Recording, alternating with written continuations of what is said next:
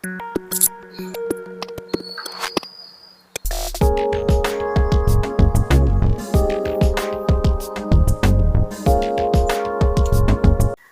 Guys, welcome back to my channel ఆహా వంటిల్లు.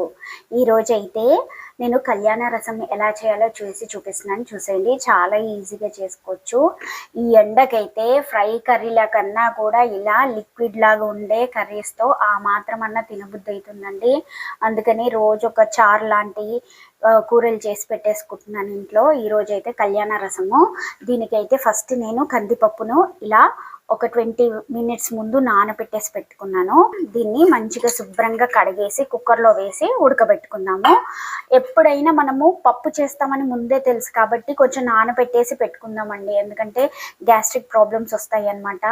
So అందుకనేసి నేనైతే 20 minutes ముందు నానబెట్టేసి పెట్టాను. ఇది ఒక 2 times కడిగేసి ఉడకబెట్టేసుకున్నాము. 2 to 3 whistles వస్తే చాలండి, మంచిగా ఉడికిపోద్ది అనమాట. ఓకేనా, చూడండి. దీంట్లో పసుపు కానీ ఇంకేం అవసరం లేదు, జస్ట్ వాటర్ పోసి ఉడకబెట్టేద్దాం. ఓకేనా, పప్పు ఉడికేలోపు మనం కొన్ని ప్రిపరేషన్స్ ఉంటాయి, అవి ఎలా చేయాలో చూపిస్తాను. పప్పు ఉడికేలోపు మనము చింతపండు నానబెట్టేసి పెట్టుకోవాలి. మనకి మీరు ఎంత పులుపు తింటారో అంత చింతపండు అండి. మా ఇంట్లో అయితే మీడియం పులుపు తింటారు, సో నేను ఒక నిమ్మకాయ సైజ్ అంతా చింతపండుని కడిగేసి నానబెట్టేశాను.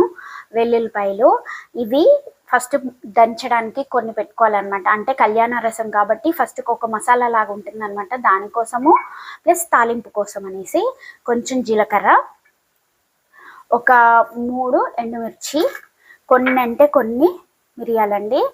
కొంచెం ఘాటు ఉంటుంది, బట్ చూసి వేసుకోండి. ఘాటుకి తగ్గట్టుగా ఎక్కువ వేసుకోకండి, మళ్ళీ కడుపులో మంట వచ్చేస్తుంది.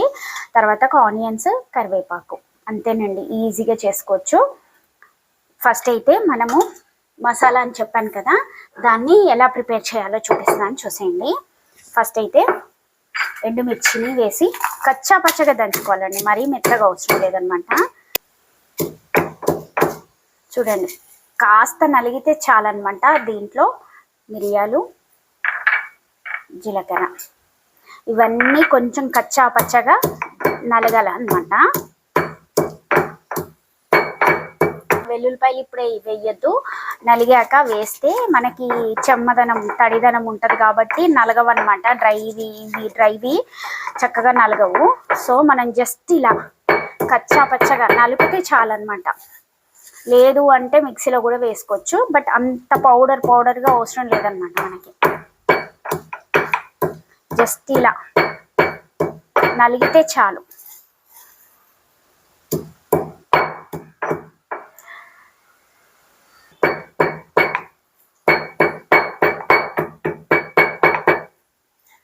ఓకేనా, చూడండి, ఇంత నలిగితే చాలు, ఎక్కువ అవసరం లేదు.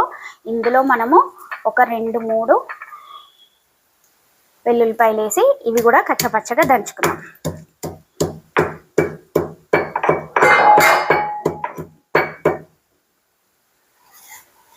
చూడండి, ఇంతే, కచ్చాపచ్చగా దంచుకుంటే చాలు. ఇవి ఒక బౌల్లోకి తీసుకున్నాం. ఎక్కువ దంచిన అవసరం లేదండి, మిక్సీ కూడా అవసరం లేదు. జస్ట్ మనం అట్లా రోట్లో ఒక్కసారి ఇలా నలగ కొట్టేస్తే సరిపోతుంది అనమాట. ఇది తీసి పక్కన పెట్టేసుకుందాము. చూడండి, పప్పు ఉడికిపోయిందండి, ఇంకా ప్రెషర్ అంతా పోయింది. పప్పు అయితే ఉడికిపోయిందండి, చక్కగా వచ్చేసింది మనకి. చూడండి, మన పప్పు చక్కగా ఉడికిపోయిందండి. నానబెట్టేసి ఉడకబెడితే చక్కగా ఉడికిపోతుందండి.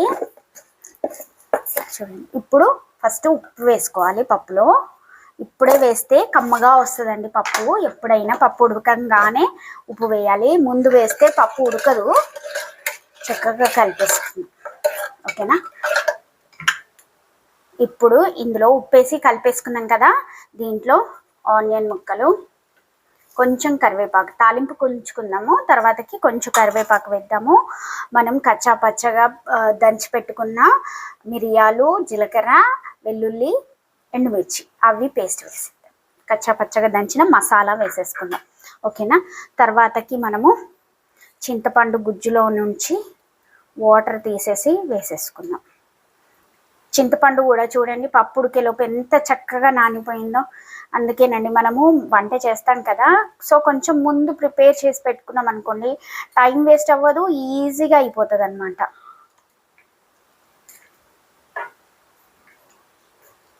సో ఈ గుజ్జంతా అందులోకి పోసేసుకున్నాం. ఓకేనా, చాలా బాగుంటుందండి, కొంచెం ఘాటుగా. ఈ కళ్యాణ రసము మనము మామూలుగా అయితే వర్షాకాలం కానీ చలికాలంలో కానీ తింటే ఆ ఘాటుకి కొంచెం ముక్కులు పట్టేసినా కూడా ఆ టేస్ట్కి చాలా బాగుంటుంది అనమాట. ముక్కులు పట్టేసినప్పుడు కూడా తినబుద్ధి కాదు కదా, జలుబు చేసి, అట్లాంటప్పుడు ఇది చేసి పెట్టేయండి, చక్కగా తినేయొచ్చండి. ఘాటు ఘాటుగా, కమ్మగా, పప్పుతో కమ్మగా చాలా బాగుంటుంది అనమాట.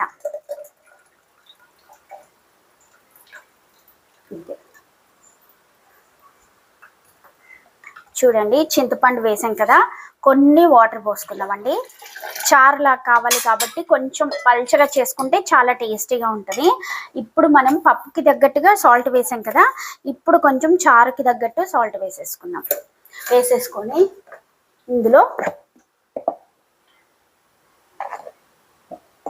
కొంచెం పసుపు,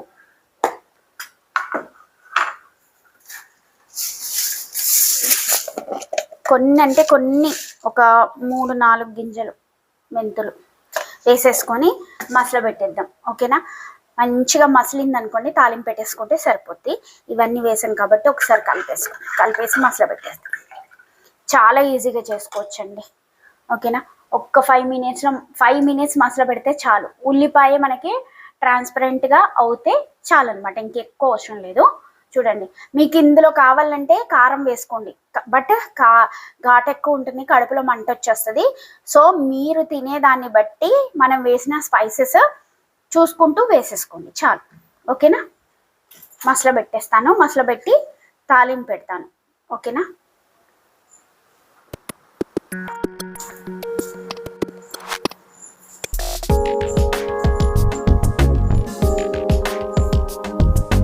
చూడండి చక్కగా మసిలిపోతుంది కదా. మనం వేసిన ఆనియన్ అంతా ట్రాన్స్పరెంట్గా అయితే చాలు. చూసారా, చాలండి. ఇప్పుడు చక్కటి తాలింపు పెట్టేసుకుందాం. ఓకేనా, ఎంత బాగుంటుందోనండి. ఇది మసులుతుంటేనే ఇల్లంతా గుమగుమలాడిపోతుందండి. మా పిల్లలైతే ఆగట్లేదనమాట, ఆకలో ఆకలో అనేసి అరుపులు. అంత వాసన వస్తుంది అనమాట, అంత మంచి వాసన. ఇప్పుడు తాలింపు పెట్టేస్తాను. చూడండి తాలింపు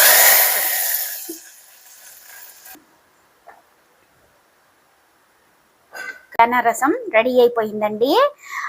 తక్కువ అన్నం పెట్టుకొని ఎక్కువ కళ్యాణ రసం వేసుకొని అలా ముద్దలు కలుపుకొని తింటుంటే అబ్బా స్వర్గం అండి, ఇంకేం కావాలి చెప్పండి. చూసారు కదా, మరి మీకు నచ్చిందా? ఈజీగా ఎలా చేయాలో చూపించాను, మీరు ఒకసారి ట్రై చేయండి. ఓకేనా, మళ్ళీ ఒక మంచి రెసిపీతో మీ ముందుకు వస్తానండి. ఉంటున్నా మరి, బాయ్ గాయ్స్.